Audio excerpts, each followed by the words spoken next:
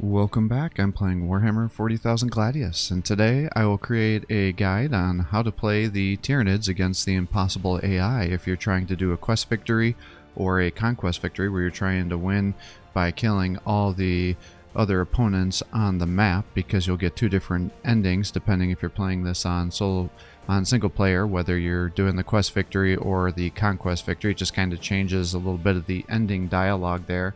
Sometimes it can give you a more understanding of the backstory about what's going on.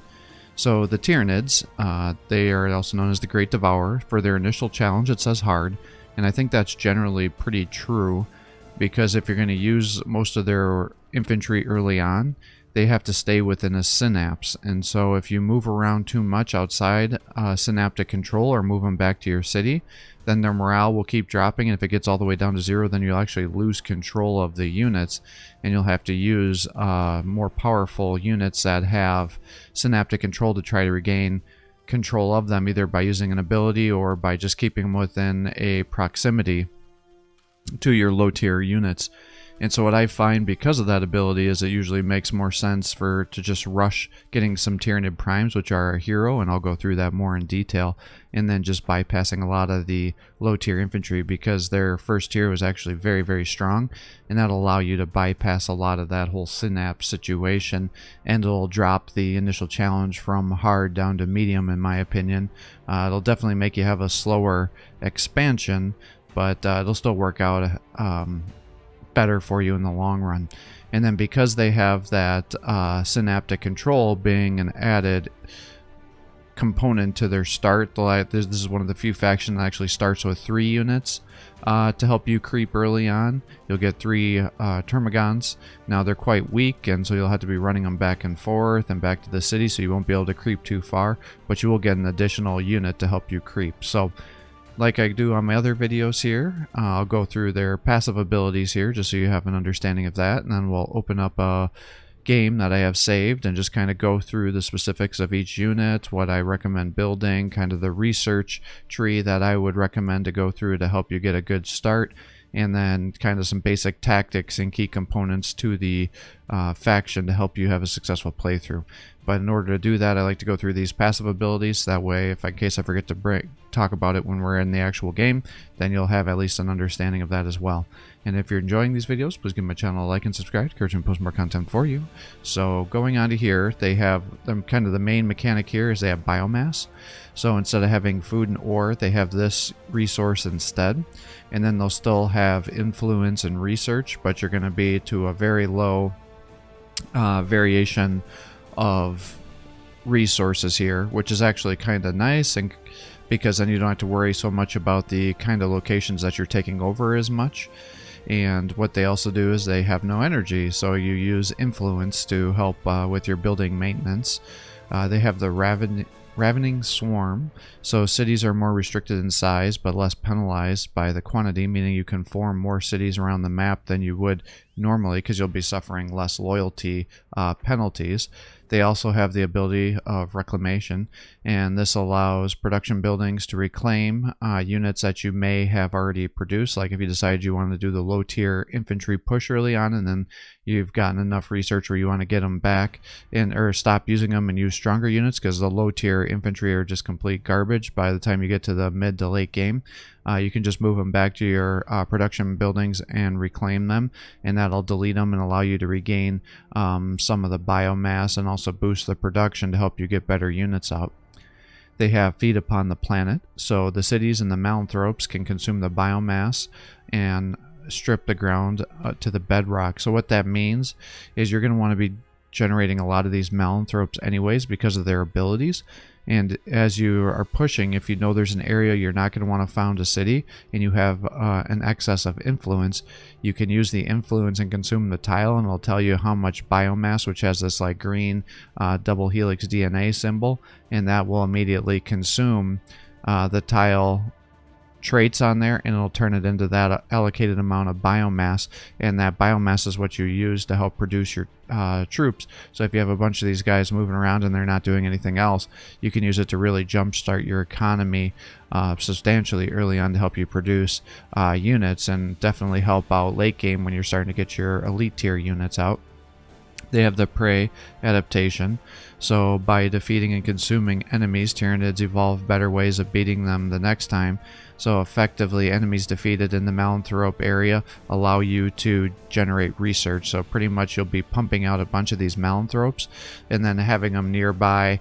Pretty much if they're in range of getting experience, they're within range of generating research. So when you get the kill, it'll just flash through that you'll get the experience, and then it'll have the research generation. And that's really key because it helps you push out of those low tier technologies very quickly. And that way you can get your stronger units going and really just explode in terms of your effectiveness with the higher tier units and research traits, because a lot of the research traits can really help you expand because it'll decrease your maintenance costs for a lot of buildings and units.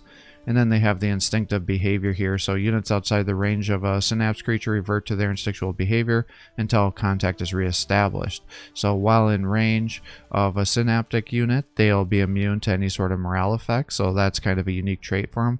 And then if they move back to the base, they'll also regain their synaptic behaviors.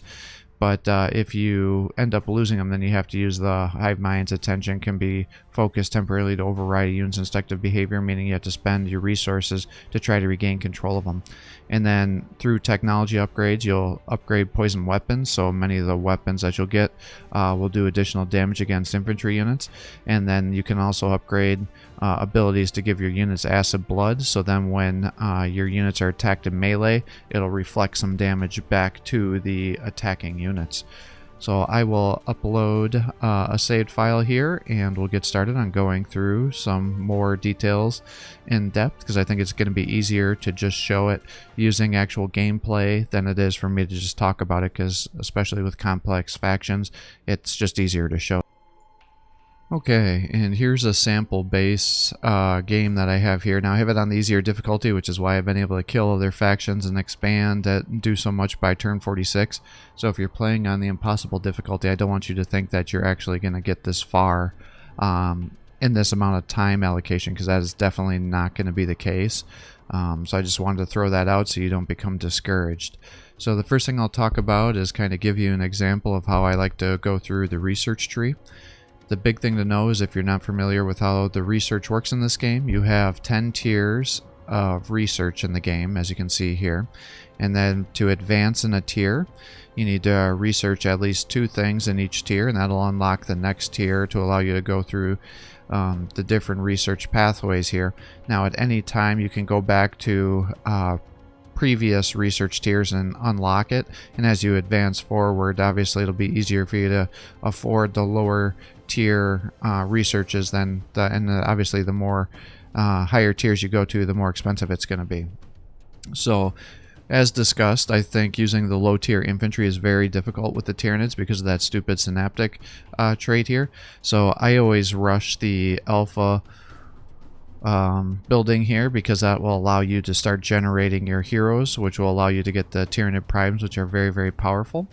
And then if you're going to do a low tier infantry build, then you'll want to get the savage ability here to allow you to reduce the cost of overriding instinctual behaviors. But because I, for the most part, just rapidly creep with my termagants and then ultimately get them killed, I just bypass this technology myself, because I just want to go for more elite units. So what I tend to do is, if you're going to be really good about using your Malanthropes to consume tiles, you're going to want to get the Synapse ability here, because that'll reduce the cost of that ability. Because I'm lazy, I tend to just go with the Spider's Pallor here, and that allows every tile that you take over with your cities here, it'll do some damage every turn to enemy units that are within that tile. So it's like a little defensive ability. It's nothing significant, but it's usually pretty cheap and I can push it quickly. But if you're really good at microing all your stuff and going to be good about using your Malanthropes to consume tiles, hands down you're going to want to go with the Synapses instead. Then you get to tier 2.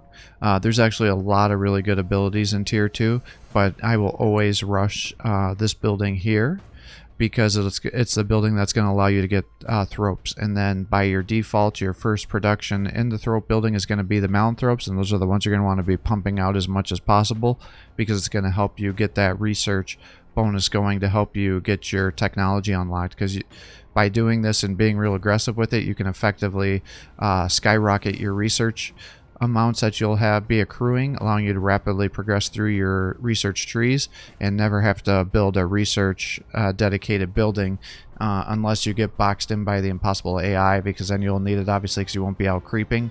But if you are, then by all means you're going to want to get this as well. Then I tend to get the hibernation building here just to increase my population limits. And then I advance over to here, and then I rapidly get the malanthropic ability here, because that'll increase the amount of research that I get when units die, because again I want to push the amount of research I'm getting as fast as possible. Then once I have that, I'll come back to here and get the scavenger adaptation, because I'm going to have a couple of primes pushing. I'm going to have issues with keeping my influence high enough and reducing the amount of influence I'm using to keep my buildings maintained. That's going to help me. So I usually have to come back and get this as well. Now eventually you're going to want to get the brood haunt, because that's going to help you get really good units, but because I'm not going to be pumping a lot of those out and I'm going to be pushing with the Tyranid primes, I just skip that at this point in time. So moving on to tier 3, we talked about getting this as well, and then I rush the coherence node so I can start increasing my loyalty to help build my base loyalty up as I'm getting more and more population, to help me expand my growth and not suffer the negative traits. Then you get on to tier 4, and I end up getting the Megafauna Sac, and this is effectively a building that reduces the construction time of new buildings. So let's say you're building new buildings and it's taking 4 turns. You build one of these, it'll drop it down to 2 turns. You build another one, it'll drop it down to 1 turn. Now, if you're playing on the very fast pace, you can effectively build one of these, and that'll drop your building production down to 1 turn. Unless you have very bad loyalty, but then you'll have some research that'll increase the effectiveness of this in the long run. So typically you only have to build 1 on this difficulty, or on this setting, if you're playing on the very fast game pace. And then I get the Ripper Dispersion here, which allows you to increase the acquisition radius of your city. Now, when you're ready to start getting a new city, you'll obviously want to get the Metamorphic Malanthropes to reduce the cost of founding new cities, but I'm usually not quite ready to get a new city yet by the time I get to this technology. Then for tier 5, I tend to get the aggressive expansion because I want to get my growth rate going as fast as possible on my cities. And then I get the extra infantry armor because that will get applied to some of your heroes. So I want to get that going as well. And you may have some little Termagants still around potentially. Unlikely, but if you did, that will help them. And then when you get up to tier 6 here, if you do have infantry, you'll want to get the Gaunt's Instincts, which will reduce the upkeep of your infantry. If you're not doing a lot of infantry builds, then you'll probably want to skip it for now and instead go with a bioweapon symbiosis, which will increase your armor piercing of your melee units, and also get gray matter dispersion, which decreases the loyalty penalty you'll have by forming more cities, because by now you should be getting close to getting 2 to 3 cities going, and by reducing that loyalty penalty, that'll increase your production and your research generation, because how loyalty works in this game, if you're unfamiliar, is it's directly tied to your population. So for, let's say you have 2 population, you're going to be suffering 2 loyalty penalties, like 2 whole numbers, and you'll see a loyalty thing down here. Now this is crazy high because I put myself on the extreme setting, so I would have massive loyalty buffs, but normally you'll be negative numbers. So you can see I have 25 population, so I have a negative 25 loyalty modifier, and then my buildings are giving me 10, and then you can kind of look through this and see what the issue is. But when you have, for every positive whole number that you have for loyalty, it increases your production and research generation. But for every negative whole number that you have, it'll decrease those parameters by 2% down to negative 50%. And then you typically will have, for every city other than the first city that you form, will get another 6 loyalty penalty modifier. But again, we're able to alter that by using our research abilities here, but that's how that works. So going back to tier 6, I tend to get these two research, and then we move on to tier 7. And by this point in time, we're getting pretty close to getting some elite units.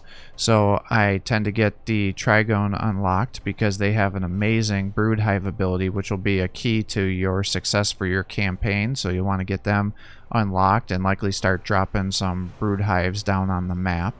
And then I tend to get the extra monstrous armor here to start increasing the armor of our monsters creatures, because we're going to start pumping those out, including the Trigones here. You can also get the Desiccator larva if you want, but I tend to skip that right now and keep pushing.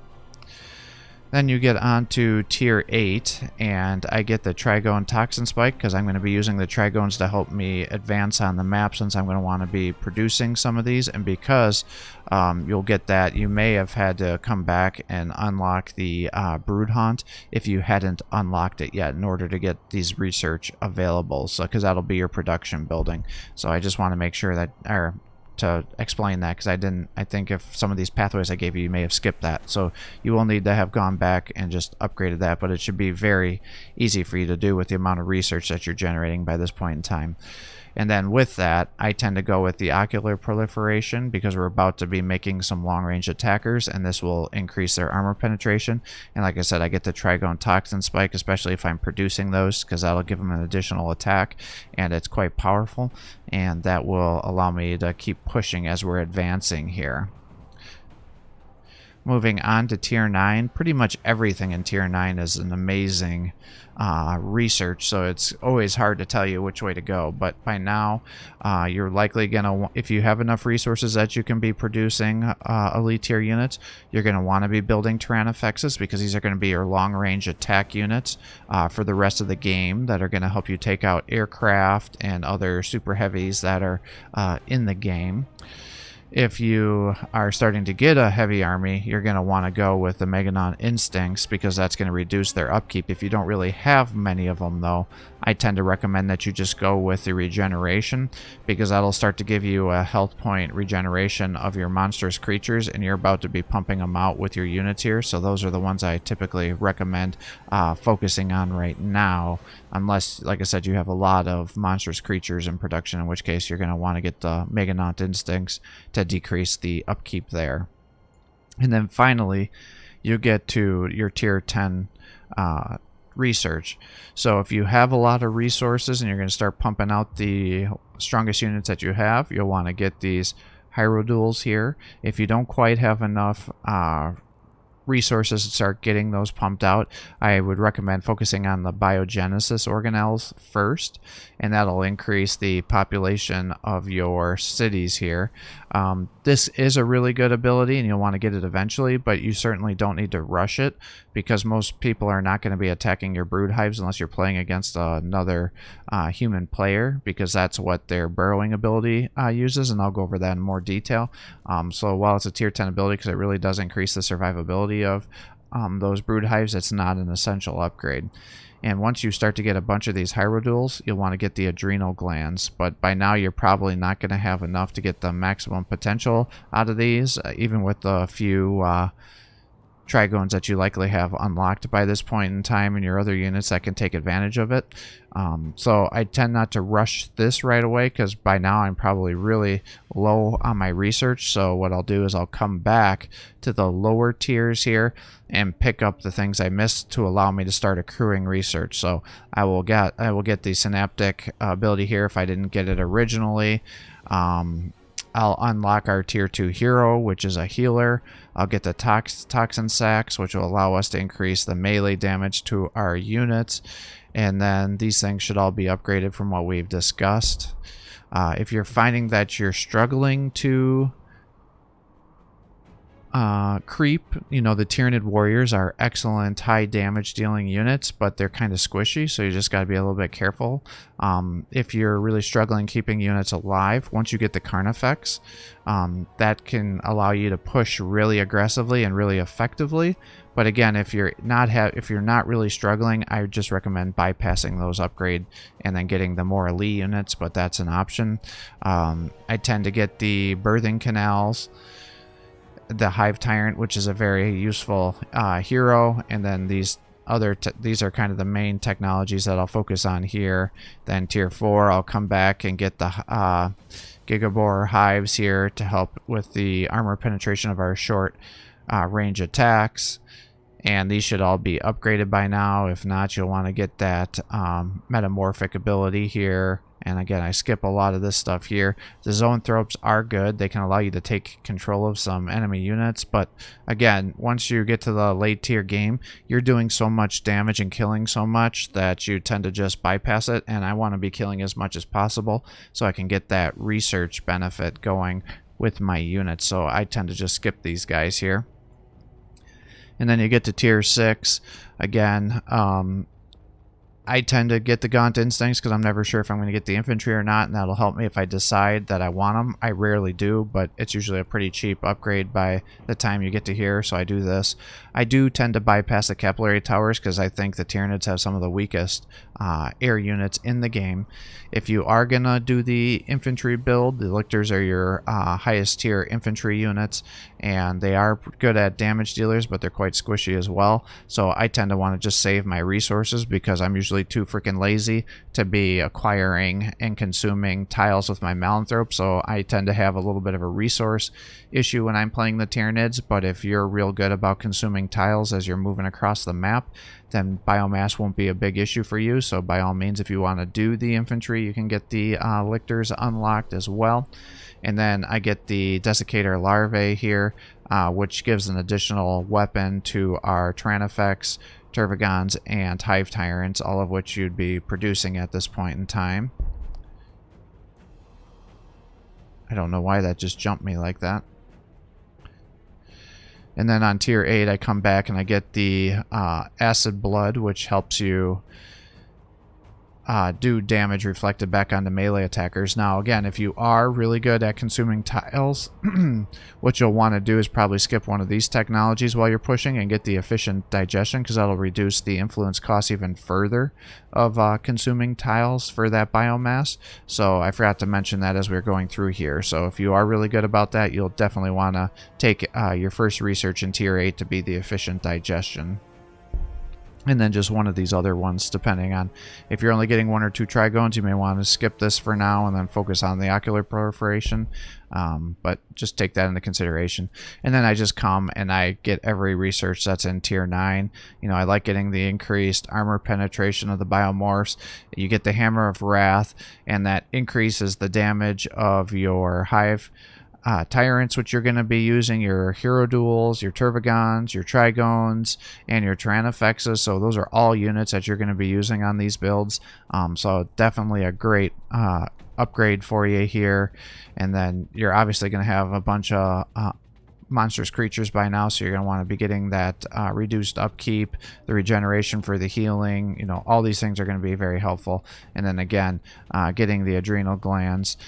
If you are, again, consuming tiles, again, because I am so freaking lazy, I don't tend to use this, that's why I didn't prioritize these abilities.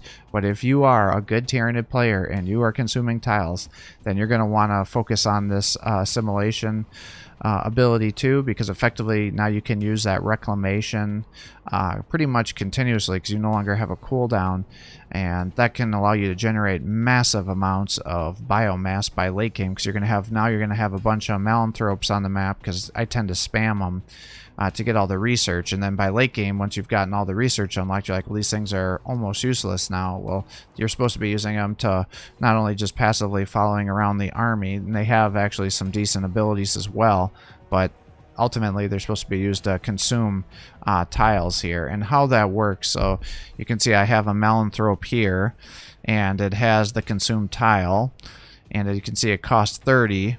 But that should be reduced if I would have had the tech. And then you can see you can consume stuff within any tile that's around you here. So you can see that you'll get 10 biomass, 15 here. There's my biomass. So if we consume this here, now it's up to 193. Now the big thing is you can see how it consumed the tile and down to the bedrock here. So that's how that ends up working. But what you want to be careful of is making sure you're not consuming the biomass off of tiles that are giving you positive traits or other things that you might need, because then you'll end up losing those positive abilities here. So that's how the Malanthrope Consume ability works. And now you can see I can just keep spamming that as necessary here, which is really, really nice to help me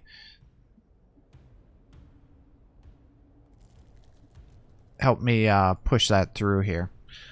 So next, because there's really not a lot of abilities that you'll have like our other factions that you'll be playing, we'll kind of skip through that, and I'll just focus on our heroes here. So here's your Tyranid Prime. Again, like I said, I use this to push real aggressively at the start so I can bypass a lot of that synapse. It has 28 health, 12 armor once you get it kitted out, 4 movement. He's just a good damage dealer. He is considered a synaptic creature, so he would stop you from units around him from suffering losses. So once you get one out and you have those termagants around him, you just keep bouncing them to be within 1 square of this guy occasionally to restore themselves. And then he also has the Shadows and the Warp ability here, which is just a passive ability that affects the morale of adjacent psychers and causes them to suffer a 2 morale penalty. Nothing serious, but a nice little benefit. And then for his abilities that you'll level up, you can get the Scourge of the Brood, and then at the maximum level, it'll increase the damage you're doing by 90%, and it lasts for 1 turn. It's a free action. It has Adaptive Biology, so it increases the Feel No Pain damage reduction after you take damage, so you get hit, and then it activates, and then you'll get a 45% damage reduction for the rest of the turn to help you not take additional damage. And then your tier 6 ability here is Exploit Weakness, which is a free action, and that reduces the armor of an enemy unit by 50%. So that allows you to do massive damage against some of the strongest units that are in the game, especially vehicles, super heavies. So that, you know, do this and then combine it with the Scourge of the Brood, and you can do massive damages to enemies. So because he's a melee fighter, I tend to focus on getting the Bracers and the Weave to increase the armor. I get him Duskblade, so then he can effectively heal himself every turn. I give him the Morning Blade to increase his armor penetration and damage by 25%. I like to give him additional attacks, so I give him the Concealed Weapon System, which gives him 25% extra melee attacks. And I also get him the Zote Hide, that way he has a 100% healing rate and +3 health, so that all helps you move these guys around. Your other hero is the Tervigon, and this unit here is meant to be a really good healer buffer unit. So again, it's a Synapse creature because it's a hero elite unit, so you can use that if you're using a bunch of infantry. It also has a Shadow and the Warp ability.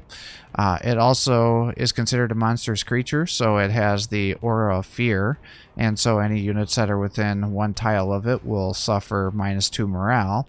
It does, like we talked about, get access to Hammer of the Wrath, which will increase its damage by 25%, and this is just a 1-turn cooldown.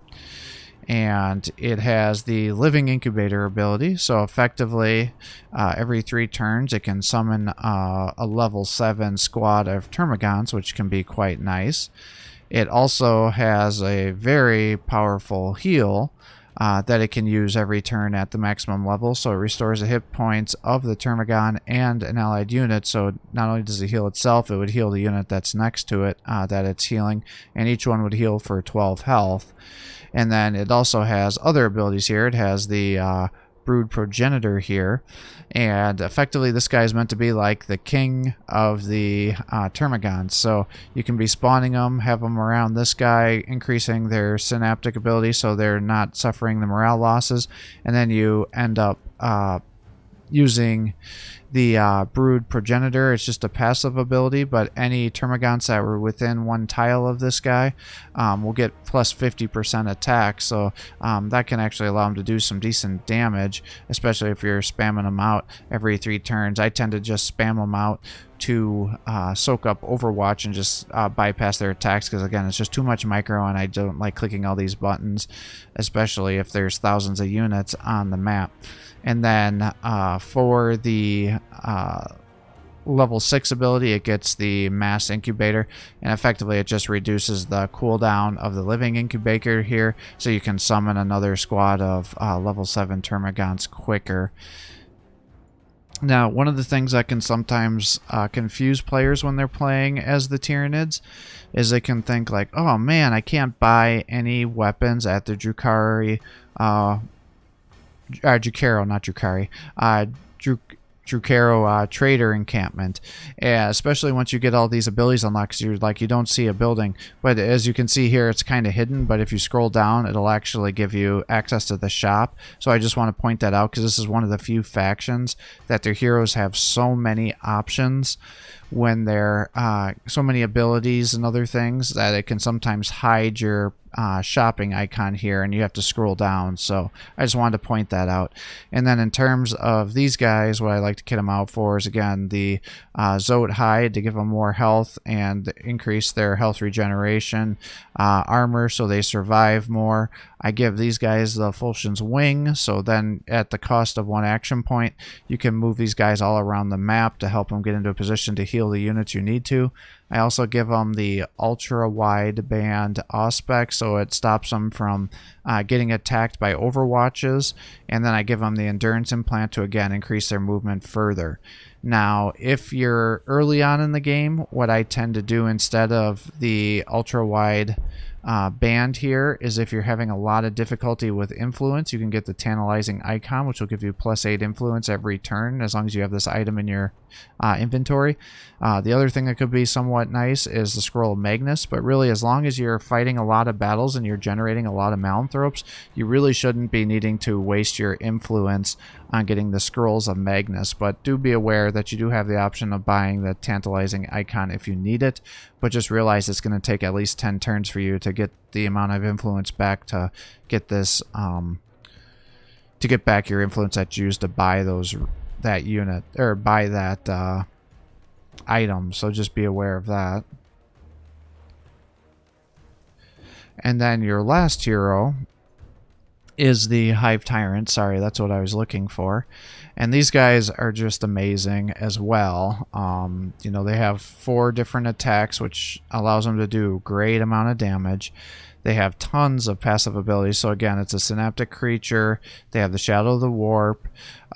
They are also considered a monstrous creature. So instead of giving them the minus, because they're monstrous creatures, so they have the aura of fear, but then they're extra scary, so they have the indescribable horror, so then they do an additional 1 morale damage to any enemy unit that's within 1 square of you. Now, because these guys are flyers, they have access to the Jink ability, so if you're worried that the hero is going to get himself killed, even though that should be hard to do, because it's one of the few heroes that can get up to 49 health with 12 armor, you could always do the Jink ability, and that'll increase your ranged reduction by 33%, but at the cost of your accuracy going down by 1/3 as well, which will then reduce the amount of damage he's doing.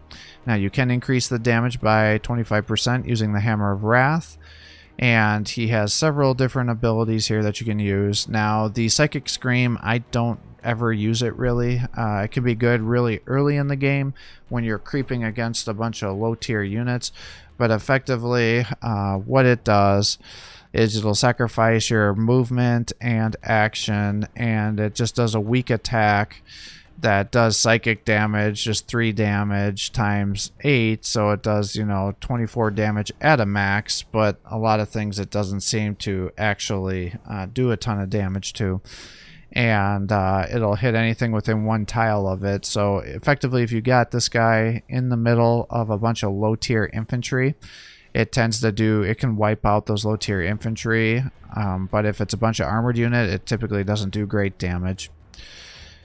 It has the Onslaught, which will increase the movement of the Hive Tyrant and adjacent allied units within 1 square, and it's a free action, so effectively it's giving you an additional movement, which is real nice to help you move all your units into combat.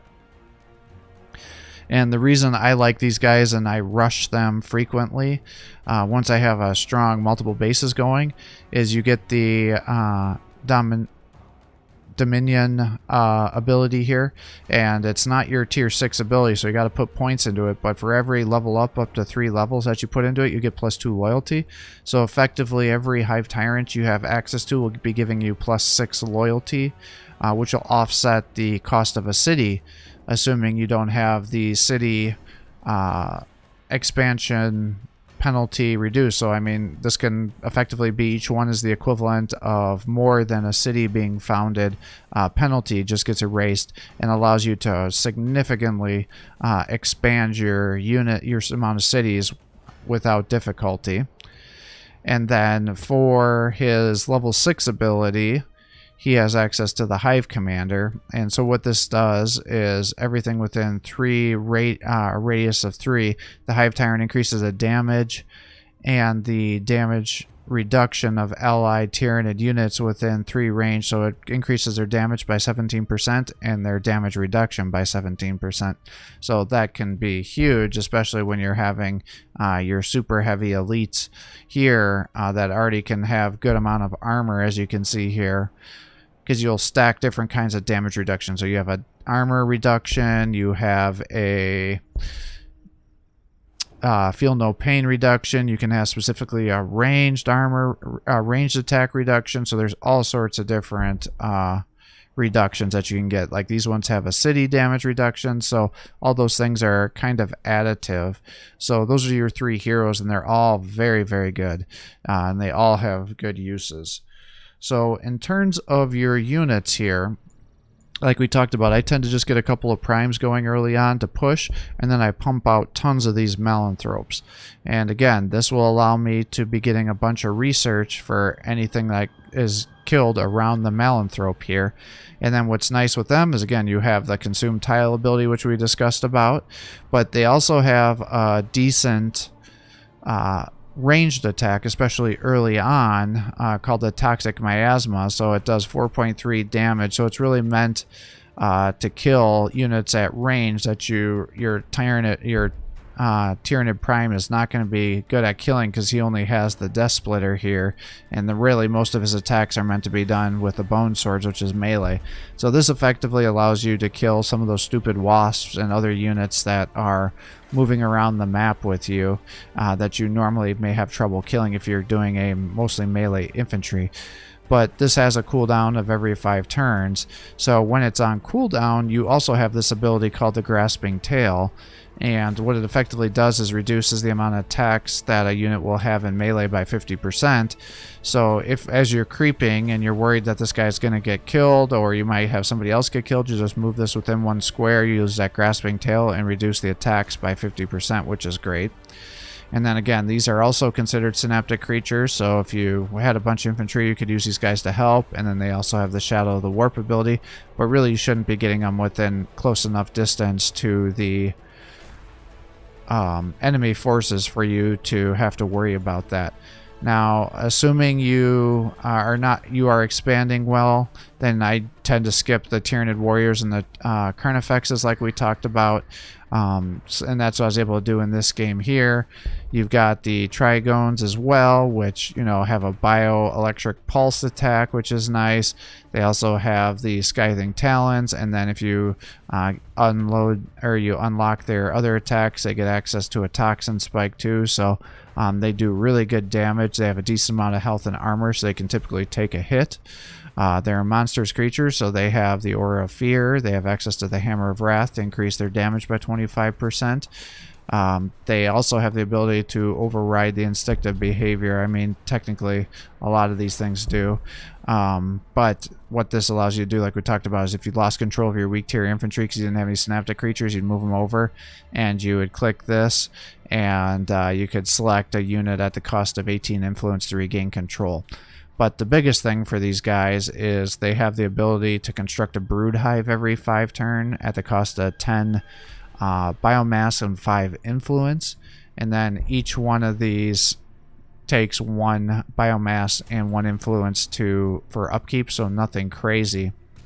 But what this effectively allows you to do is what you do is you'd be moving your guys out around to where this production area is, and then you get access to the subterranean assault ability. So you would just click that, and again, anything within 1 square can now be warped to anywhere on the map that has one of these brood hives on the ground, and this will allow you to get to attack your enemy positions without difficulty. Oh, I guess I must have moved them already this turn. Alright, you look like you can move, so we'll click here and then move you here. And so now they've moved out, and at the cost of their action point and their movement, they've now moved across the map. So if you're about to siege an enemy base, you know, you just drop down a hive, a brood hive right outside the enemy's range or at the cusp of their city, and you can be effectively getting those resources in here almost every turn. Now, with your Tyranid cities, they only have 2 squares worth of capture ability, as it said, because of your ability to make so many different cities. So just be aware that your cities only have 2 squares there. I just want to make sure to mention that before I forget. And then in terms of your other units that I really like to do is I like to attack with, or get a bunch of these Tyranofexes. Again, they're meant to be really good ranged damage dealers, but do be aware that they do also have 2 ranged 1 weapons. So even though they can attack at range, if you're trying to optimize the amount of damage, you would actually move them to range 1 and attack. So sometimes people are a little underwhelmed with the amount of damage that these guys do because they're only attacking at range 2 or 3, but they actually have 2 additional attacks I do at range 1. Now, they're not super powerful, but it'll definitely help them kill weaker units much, much faster, since they're rupture cannons really meant to be attacking cities and heavily armored vehicles. So again, it is a monstrous creature, so it has the Aura of Fear. It has access to the Hammer of Wrath, increasing the damage by 25%, can override other units. So what happens is your synaptic creatures can just move and take it over, whereas your non-synaptic creatures have to use the override instinctive behavior ability to get control of units.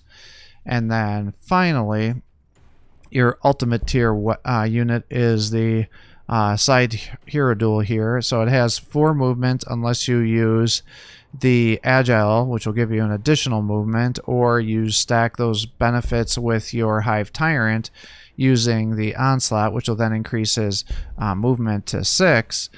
And at the cost of 50% of the attacks here, you know, again, it's a monstrous creature, so it has an Aura of Fear. It has access to the Hammer of Wrath, increasing the damage. But because it's considered a super heavy, very large unit, not only does it have its regular attack in melee, which is very powerful in addition to the Biospray, but then it has access to the Stomp, so anything that's not a super heavy or super large vehicle can then not only get attacked once, but then you have this free action secondary attack, which is quite powerful as well. So all these guys together are very, very powerful and allow you to take out most of the other units in the other factions in the game. So again, those are kind of the armies I tend to focus on myself. But if you wanted to get the lictors, that would be an option. And then actually the hive guards are pretty good at doing quite a bit of damage as well. But for the most part, I want to be pumping these guys out to be most cost effective with my Alright, and so that's pretty much everything you need to know about the Tyranids. They're a pretty easy faction to use. The big thing is just be very liberal with your pushes here. Oh, the only other thing I was going to mention is with the Malanthropes here, they can also clear wireweed. So this is your wireweed clearing unit. And the Tervagons here, your healers, they heal both infantry and what would be considered your quote-unquote vehicle units here, because they're all biologic, so that's your healing unit. And then if you end up consuming the tile here, the wireweed is still there, so you would have to move around and end up using the abilities here to clear the tile to get that wireweed out of there. So I wanted to mention that as well. But overall, like I said, it's a very basic faction. Can be very powerful, a little difficult to use if you're going to use the low tier units, but once you start getting the elite tier units out, the synaptic creature situation no longer becomes an issue. You can bypass that whole mechanic in the game and really do a ton of damage. They all have decent health, and a lot of the times the AI will sit there and try to kill your Malanthropes because they'll have so much less armor than your other units, and these guys are so cheap that you can just lose them left and right without issues. Now early on you'll want to try to keep them alive, obviously, because you want to get all that research, but by late game you're effectively just using them to move around, consume tiles, and help you get the biomass so you can keep making as many units as possible, and then pop in these brood hives around the map to help you rapidly expand and kill your opponents. So it can be quite nice, you know, you prop one of those brood hives down on one side of the city, and then you send the flanking force over to the other side, then you put it down another brood hive, then you can start to set up attacks from multiple directions on the cities to help you more effectively kill them, or to bypass any difficult terrain that may be present. So definitely a fun faction to use, not complicated though. So with that, I think that's everything I really have to say. I hope you're enjoying these videos. If you are, please give my channel a like and subscribe to encourage me to post more content for you. And for those of you that you are Tyranid main Tyranid players out there, if there's aspects of the Tyranids that I didn't really discuss that you think are pertinent to mention, please comment below, because I always do just kind of a very basic rudimentary play of these guys, and it works out fine for me, but other players may, if I was playing them as a multiplayer or something, I think this strategy would not work great, and I would definitely use some of those lower tier units. I'd probably use more of those Carnifexes and warriors and things like that too, because they'd be good, and the Carnifexes do have access to a bunch of other upgrades to give them additional attacks, which can be nice. And then again, the Zoanthropes have the ability to control organic units if you want to do some mind control, but I tend to just want to kill everything as fast as possible.